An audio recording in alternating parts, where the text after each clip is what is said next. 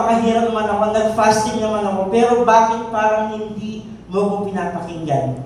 Amen? Yun po yung sinasabi ng unang verse. Kasi po kung iisipin po natin, hindi na ba natin talaga kailangan mag-fasting? Hindi na ba natin talaga kailangan mag-sacrifice?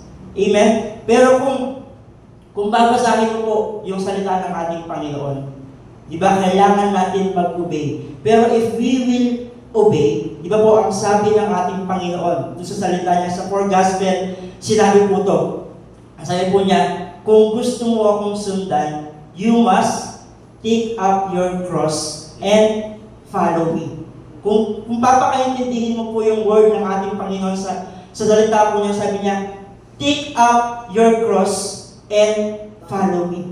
Isipin niyo po, yung word na N, ang ibig sabihin po, hindi kapag susunod ka pa lang, doon mo pa lang i-take yung cross mo. Kundi, before mo sundin ng ating Panginoon, kailangan i-carry mo na yung cross mo. Sabi niya, take up your cross and follow me. Kapatid, ano po bang meron doon sa cross?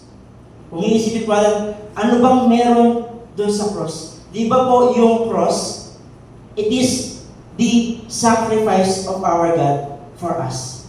Di po, sa bawat latay, ito'y kagalingan para sa atin. At the end of the cross, ano pong ginawa ng ating Panginoon? Siya'y namatay para sa atin. So, ang tanong kapatid, hindi na ba talaga natin kailangan mag-sacrifice sa paglakad sa ating pagkatawag sa ating Panginoon? Pero I believe kapatid, ang sabi po, ang salita ng ating Panginoon, na itinuturo sa atin, meron dalawang klase ng sacrifice. Ito yung bad and the good. Yung unang-una, ito po yung ayaw ng ating Panginoon, the bad sacrifice. Ito po yung sa Isaiah. Sa 58, sabi nila,